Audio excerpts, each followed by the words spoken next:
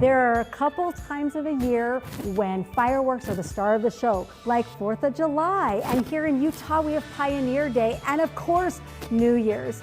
I'm going to show you how to take this 4th of July version of my Party Poppers quilt and turn it into a beautiful New Year's quilt so that you can decorate your home between the Christmas and New Year's holidays.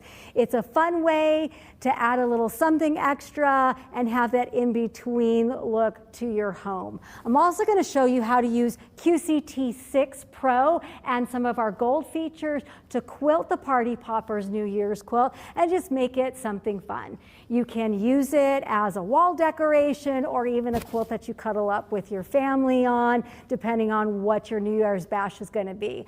Mine will probably be sitting on the couch watching some TV and some movies and eating whatever junk food I made. So let's get started. To make the Party Poppers quilt, you're going to need 2.5-inch strips. This is a great project for a jelly roll. If you want to do it in the New Year's colors like I did, I suggest in the golds and silvers, whites, shiny fabrics, and then you're also going to need strips for your centerpiece portion of the Party Poppers. In this case, I selected fun firework fabric, and then I also got an additional jelly roll of this shinier white fabric to make my borders out of. And I think I probably have enough of this left over that this will probably become my binding when I'm ready to do that. But it's all about the 2.5-inch strips. Depending on the size that you want to make, we're doing a very, very small version for you to see, but we have the larger quilted version. You can just expand, add to each end, add another row. Just make sure that you have an odd number of rows when you're finished up for your quilting, so you have that in there. So I'm just going to start by taking one of the strips that I have of my firework fabric, and to that I am going to sew one of my silvery strips. Typical seam allowance, 1/4 inch.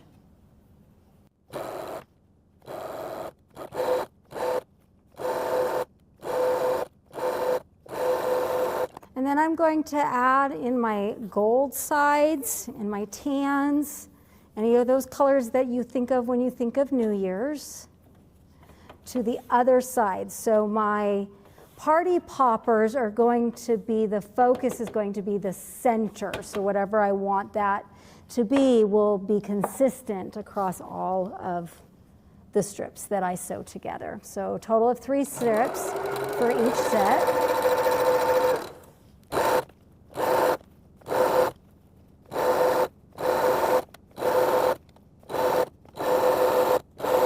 Now for the full quilt, you're going to sew several of these together like this. To show you how to make one block, I'm just going to use one, and I'm going to iron it. You're going to make sure both sides are pressed towards that. And the next thing that we're going to do is we're going to even out one of the edges. You'll notice I didn't take off my edges here because I knew I was going to cut them off, save some time in making this quilt. And now I want to cut these so that they are squares. They should come out to be about 6 1/4. The pattern will tell you exactly how many squares that you need to cut for the size that I made. And like I said, you would just increase the number of those squares and rows that you're sewing together if you want to make a bigger version of this quilt. So it's very flexible in sizing, and that's going to be too small to cut anything out of. All right, so then the next thing we're going to do is we're going to lay our blocks right sides together, and I have one horizontal like this, and I'm going to take the other one, and I like it when you have all kinds of different ones, kind of mix-ups. You just kind of grab from different piles to do this, but since I'm just showing you the technique, you'll still get the idea here. But this one's going to be vertical. So you have one horizontal, one vertical, and you're going to flip them together. and then we're going to sew on all of the edges. Again, 1/4 of an inch.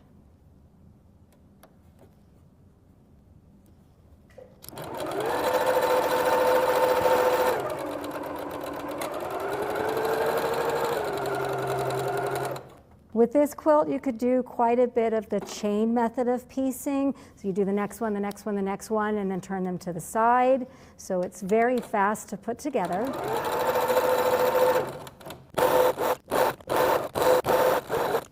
All right, and so now we're going to cut diagonally both sides.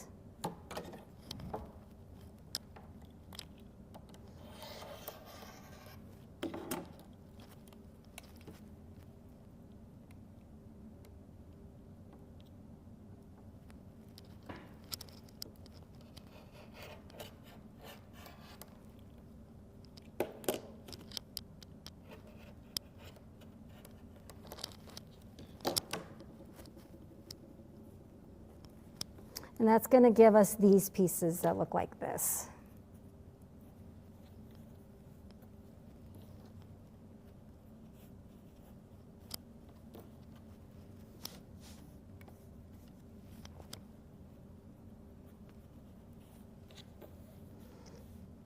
So next you're going to want to create your pattern, and this is where when you have multiple different colors you can kind of move this around. So one way that you're going to want to do it is you're going to want to set them like this,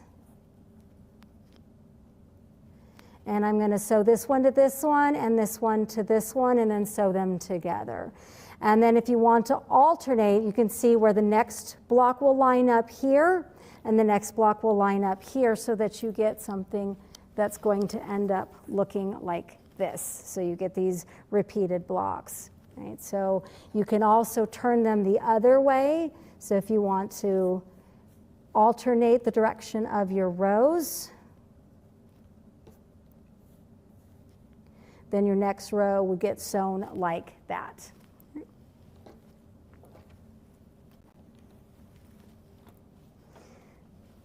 And so here you have examples of completed ones where we meet up in the corner. So this creates your poppers. You pull them apart. They tend to stretch before they go pop and put all the confetti everywhere. And you just continue those rows until you get to the end. And then add sashing. So the sashing is 2.5 inches. Also, so those additional strips that you haven't used, so I set out like the darker ones for my quilt to use more for the in-betweens, which I've done here for 3, having one at the top and the bottom and between each of the rows, however many rows that you want to do. Again, if you want to extend the length or the width of the quilt. And then you're ready to add your outer edge. And so I did 2 versions of that, or 2 layers of that on the final quilt, but it repeats the same way, so I'm just going to show you on one. All right, so you can see I've got some of these partially on, so basically all I did was sew the row right on to make my border, and I left about 1/4 of an inch free on this side. And that's going to be so that we can make these mitered ends, so we can have a fancier quilt. I'm going to show you to do that. So we do want some overlap of the fabric, so that extra is going to get cut off. And we want to start about 1/4 of an inch from the edge. So this is my edge. I'm going to move it up about 1/4 of an inch. I want to make sure my other one is out of the way, because I definitely don't want to sew on that. And I'm going to add that strip on.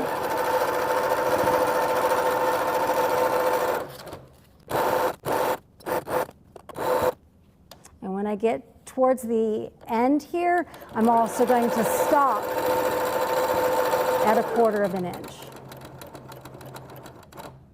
All right, so once you finish adding on the border, what you're going to do is you're going to fold your quilt so that right sides are together,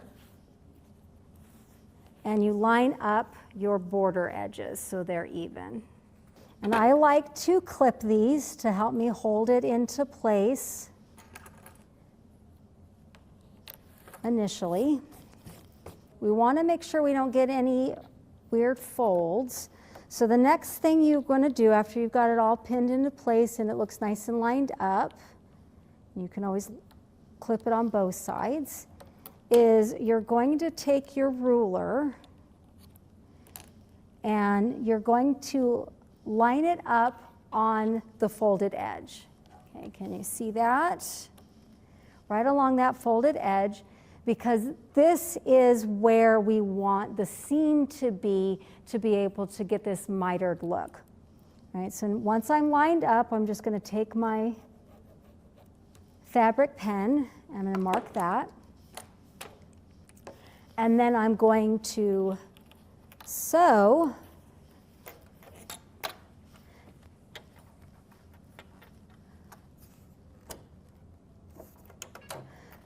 You can do it from either side.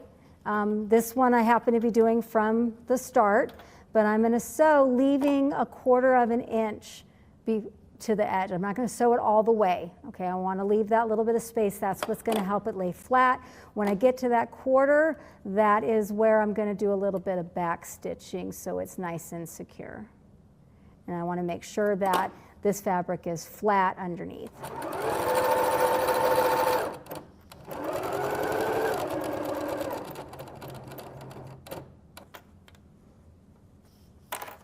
Now we'll take it back to the cutting mat.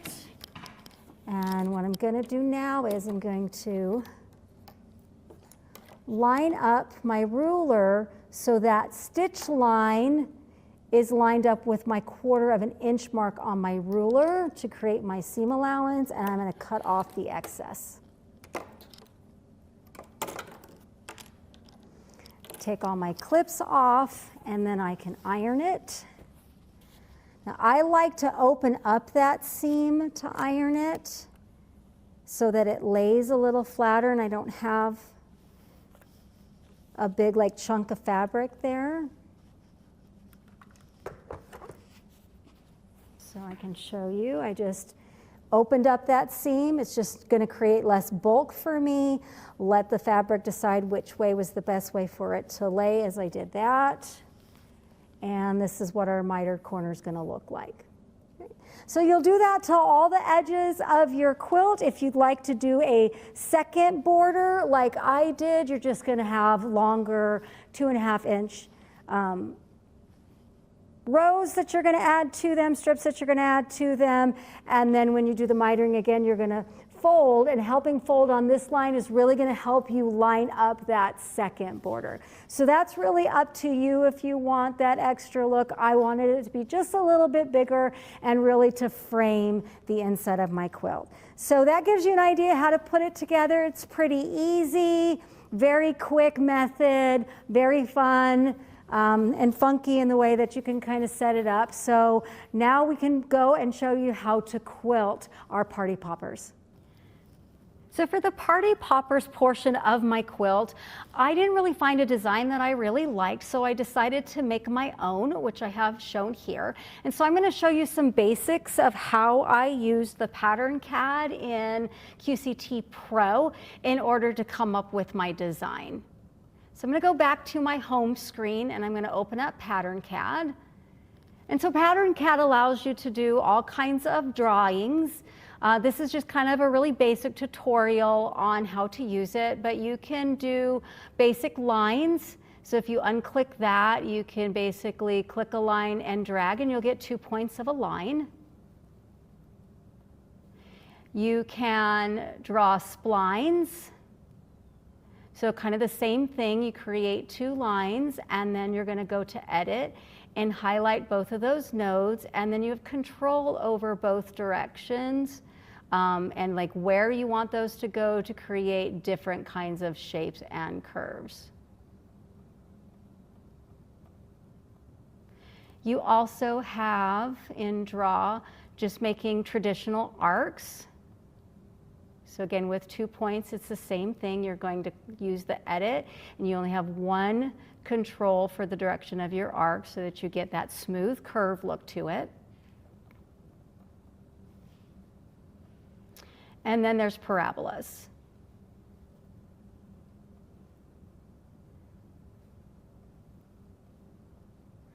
It's also 1 point, but you'll see that you're a little bit more peaked than you are with a traditional curve. So those are some of the basic ones that are in there. But what if you want to do something a little bit more free-handed? And that's actually what I did. Then you would click on the nodes here and your node spacing. And so depending on how tight you want your drawing to be, then you would want to go to 1 or 2, or the more nodes that you want in between. So for some of this, I just left it on 1 so I could do some drawing. And I wanted to do like a few loops to kind of get started. I'm doing this with my mouse because I find it a little bit easier to control. And then there were places where I wanted to make it a little bit more square with a line. So I took that off and went back to line, and I have it on continuous lines. So wherever I left off, when I go to click again, that is going to connect to the previous one. And so I use that to make my rocket arrows.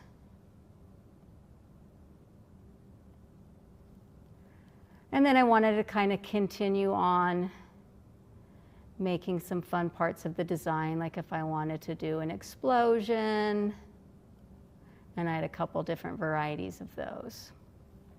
If I really want to see what it looks like, one, I can do fit to screen because you can see it's a little bit tight, or I can use this to zoom in or zoom out up here. And I can click on this nodes button, and it takes my nodes away so I can see what my line looks like a little bit better. But when I want to actually make adjustments to my pattern, like I don't draw the best curves, so you can see it looks maybe a little bit wonky. In the edit screen, I can highlight, and then I can use this smooth function, and that's just going to help round things out a little bit for me wherever it possibly can. So I just basically drag the areas that I want to smooth out. And you can just see it just makes it a little bit smoother. So it gives me more of that rounded look without looking like I kind of hesitated a little bit. So I can do that anywhere where I feel I'd like it to look a little less hand-drawn. Right, so once I'm relatively happy with my pattern, or I can continue it, so like maybe I want to bring this up a little bit further, I'm going to go ahead and make sure I'm on my nodes, and I'll just continue to draw a little bit. What I can do next is I can preview what this is going to look like down here at the bottom. Right, so one of the first things it tells me in this pantograph that I've designed, it's not continuous. So I can fix that by clicking on snap ends. And it's going to give me a couple choices. It says it appears this is intended to have separate endpoints. Do you wish to only snap the vertical components, or do I want to snap the ends together? If I snap the ends together, what it's going to do, it's going to create a stitch line from here to here, and I don't want that. What I want is it to connect to the next one. So I'm going to say yes, so it will snap those two lines together. So you can kind of see, all right, I've got something a little weird here. I may want to kind of edit this out a little bit because it's trying to line up with this side here. So I highlighted some of those. I can delete those out. You have to have at least 2 selected to delete it. And that looks like it might be a little bit closer to what I want. So I'm going to do the snap ends again and say yes. And that I can again preview to see how it looks.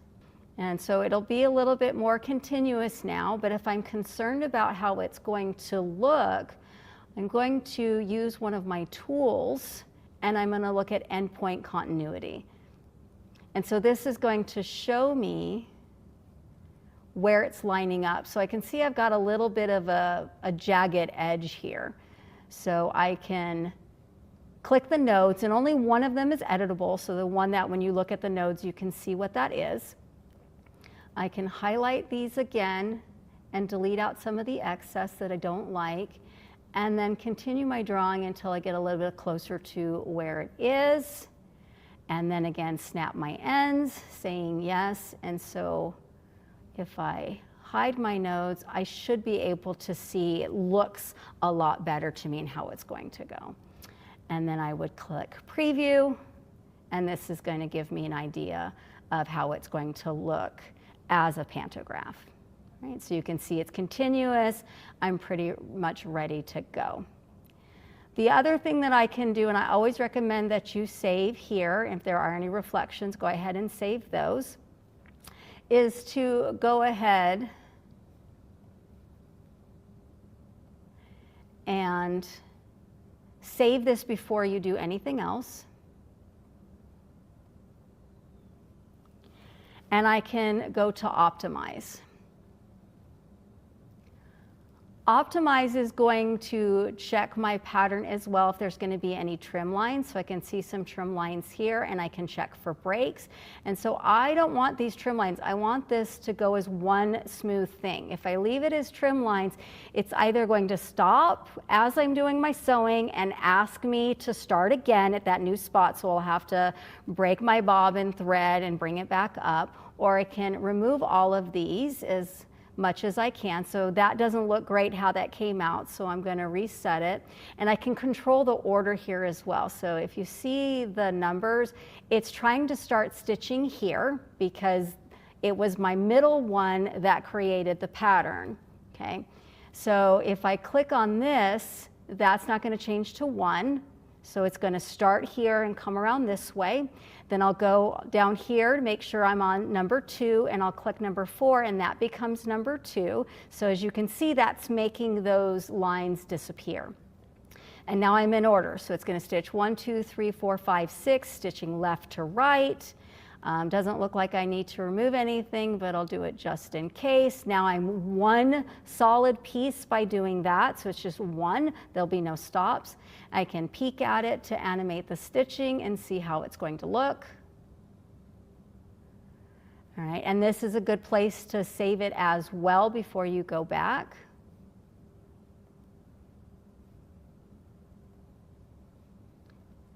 And then I could go straight into the quilt mode from here.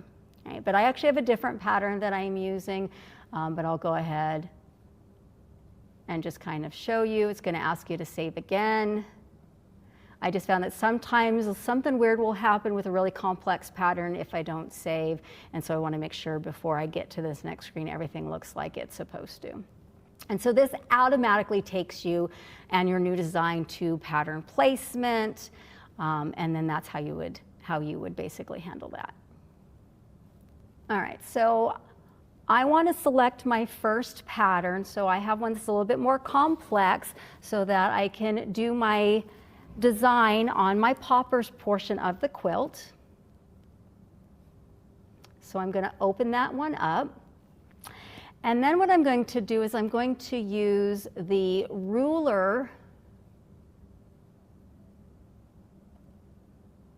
tool, or the marking tool, and the ruler in order to be able to set where my actual design needs to go. All right, so for the next pattern, I want to use pantographs to set that pattern, and it's going to prompt me to set my safe area. So I'm going to go to the edge of my quilt and click top left. And then I'm going to go to the bottom and just outside of my quilt and click bottom right. So I'm going to use my measuring tool to set the area where I want my pattern to quilt. So if I press that button there, it's straight. If I press that one, then it's going to give me both the X point and the Y point.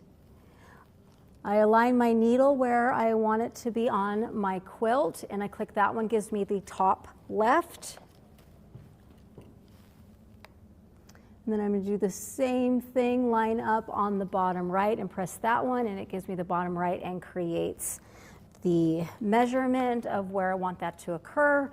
If I'm happy with that, I click apply measurement, and now I can select my pantograph. For this one, I want it to be in easy mode, And I'm going to select the pattern I want. And that is going to fit in there, which is how I want it to look. If I am concerned about it touching the tops and the bottom, I can adjust it a little bit. Max will fill the whole space, and I think I'm pretty happy with it filling the whole space. And there's nothing else I really need to check, so I'm going to place this as a single pattern. All right, so now I'm going to do the 4-point placement of where I want it to start on my actual quilt.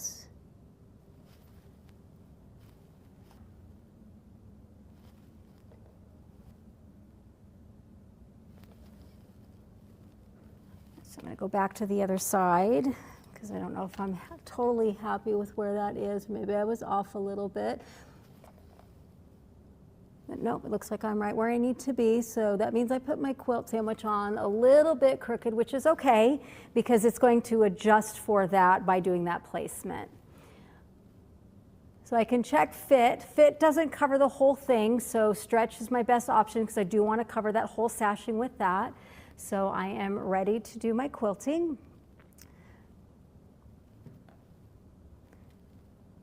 All right, and so if there's anything I want to change, I can go in here to the toolbox.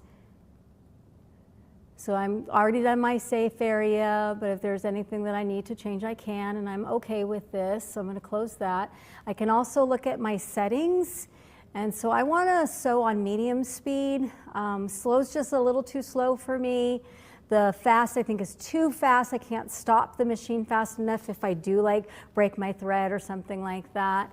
I do like the automatic bobbin pull. This has no trim lines, so that won't affect it. And then I can decide how I want my stitches to look. So I think 11's pretty good. And I'm ready to go. All right, so I'm going to click the pull bobbin up. So I like the pull bobbin feature. You can use any feature that you like. If you rather do it manually, this is just going to take me to the start zone and it's going to do that first stitch, and then the machine is going to move. It is a little bit slower, but it doesn't bother me. And now I got a hold of both. So once I have what I am ready to do, I'm going to click sew, and it's going to take it back to the starting point. Hold both your thread and your bobbin, and with the bobbin you're going to need to pull it up slightly as you are letting it do those couple of lock stitches. And then when it's ready, it's going to speed up.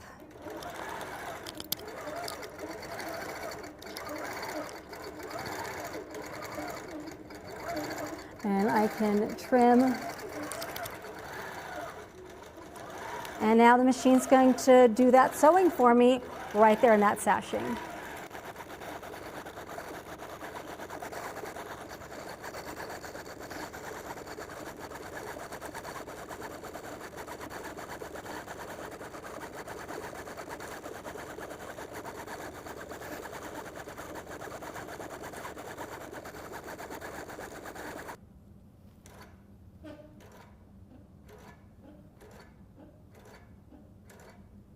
All right, it's done with that part of the pattern, so I am ready to loosen this up so that I can pull up my bobbin and trim that bobbin off so that I'm ready to start on the next section. All right, so I'm ready to set up my next design, which is the one that I made in the pattern CAD. This is also going to be a pantograph. I'm also going to use the measuring tool, remembering to do both the X and Y. Lining up my needle with where I want to start, pressing that button, and then taking it to the end of this row, pressing that button, so that is going to create the space that I want to do my quilting. Hit apply measurements. Now I'm going to change this to the power pantos mode and select the pattern that I drew before, which is this one. And I'm going to play with the buttons here until I get what I like. So I've got the fit nest center and clip I don't like. I want it to basically do one row, so I'm happy with that. If I want to make sure that it stays within, I might adjust the pattern height, which I can do with the nesting. But I know from practicing this before, because I already did a few rows, that this is going to fit nicely within that block. It's always a good idea to save. All right, so now I'm ready to place my single pattern using the machine again to line up where I want it to start. So it knows exactly on the quilt surface within the safe area of where it's going to be doing its sewing.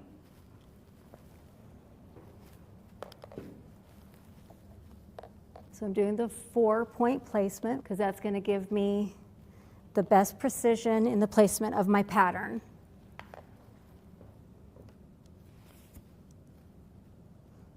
I can also adjust my sizes with the margins, and I'm pretty happy with where it is. I can look at the fit, but then my start and end points are not going to be on the edges of my quilt, so I'm going to go back to stretch. I'm looking at my previous row, and so I actually want to flip this pattern to be the opposite. So I'm going to flip it this way. Now we're going to place our pattern, again with the 4-point placement.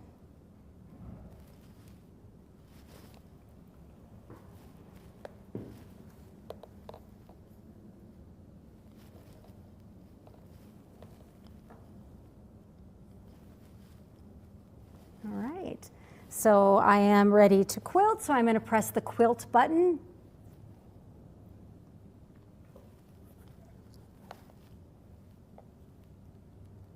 We're going to use the pull bobbin feature again. So the machine is going to move it to my starting point, drop a single stitch for me, and then move out of the way while I'm holding this so I can pull the bobbin up. And I like to hold both the bobbin and the top thread. When I'm ready, I press sew again. And as it's moving back to the position, I'm just going to gently continue to pull that bobbin up so I don't get a loop underneath. It's going to do a few locking stitches. And then it's going to start my pattern.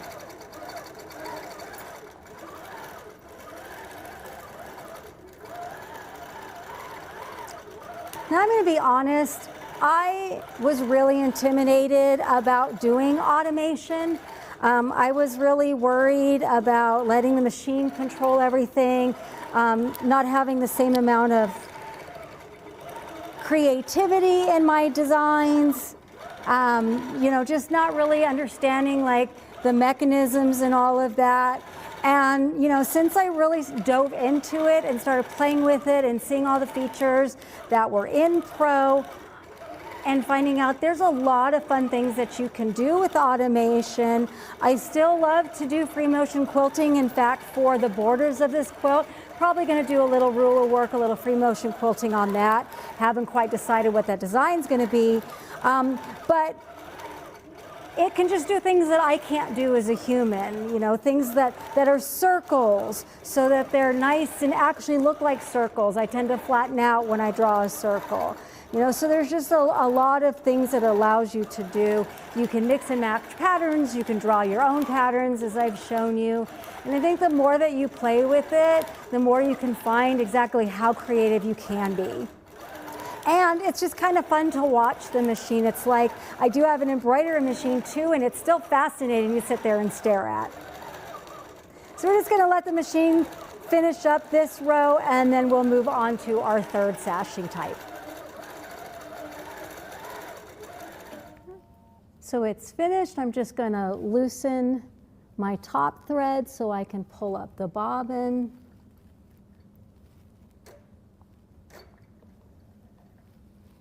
And it's time to move my quilt sandwich up for the next couple of rows.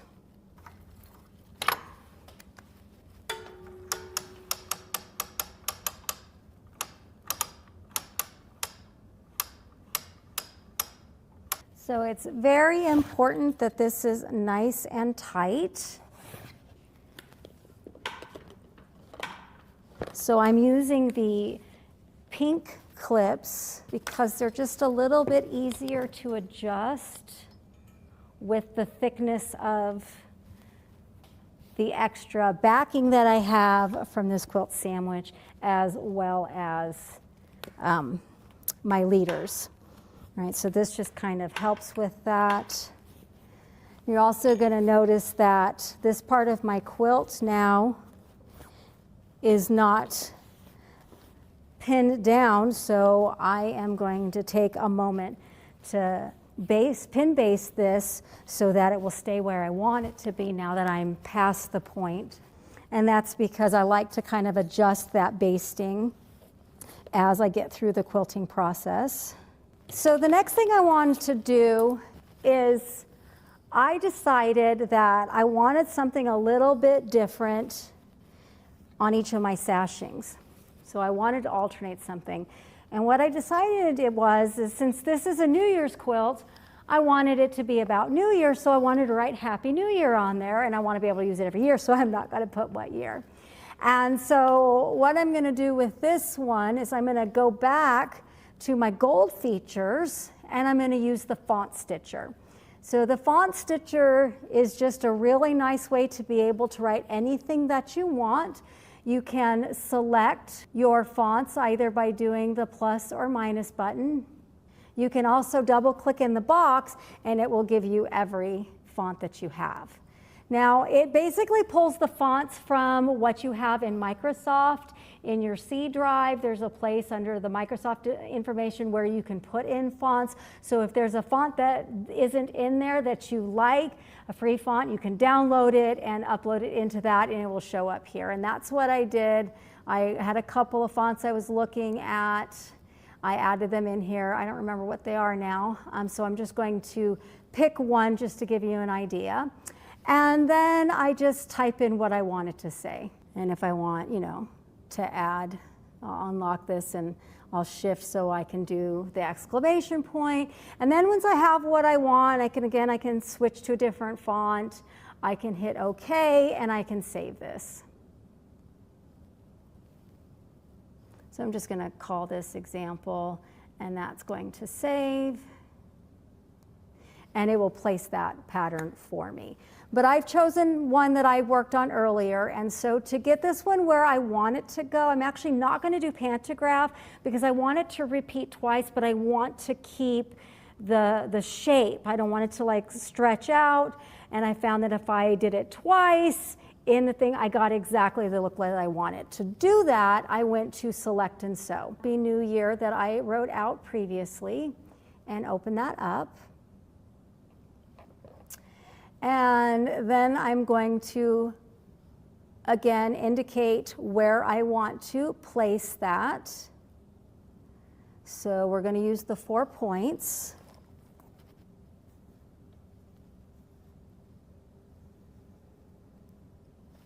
We're also going to use multi-placement because I'm going to place this twice. And I want it to fit. Okay, so I have the first place I want to be. I'm going to take this to the second one.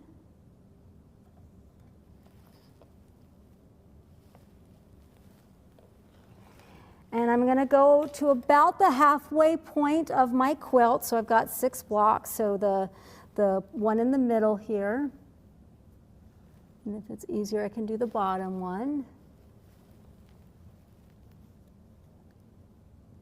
Line that up. And let's see what it looks like when it's stretched. So that will fit that whole space, and I like that. And then I'm going to click Pattern again because I want to place this pattern again, but now from the other side. So giving myself a little bit of space for my start.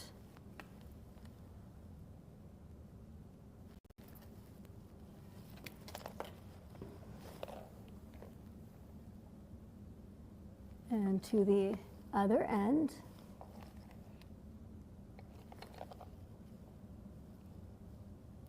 Okay, so those are both placed what I want. Now I have to hit pattern one more time, but what I want to say is no this time, okay? Because I don't want to place it again. Now both of them are blue, which means that it is ready to go ahead and quilt. I can check my ruler stuff as well in this, just to get an idea, since I am a little crooked. So it does the start point and end point for me. So you can see how I'm off a little bit in terms of how I got this on here, but it knows where it's going to be stitching based on the placement of those blocks. And I think I'm pretty happy with that, so we're going to go to quilt. All right, so it's showing a bunch of breaks that I don't want to deal with. Oh, but I have to because of the particular font that I have. So I want to go into my settings, and I want to take off the pause at trim lines. I'm just going to let it do its thing, and then I will cut out the those in-between lines and tie them off as I go. It's because I have, especially around like the A and the E where you have the extra thing, it has to break that thread. So good with that. We'll go ahead and pull up the bobbin, and it's going to start to sew.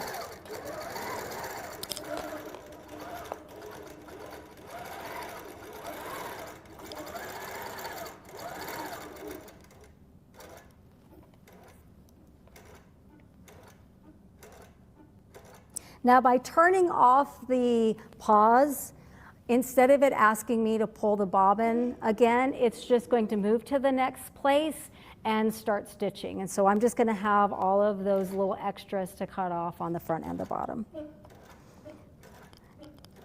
So I'll take care of the ones on the top as the machine moves along and do the bottom ones later.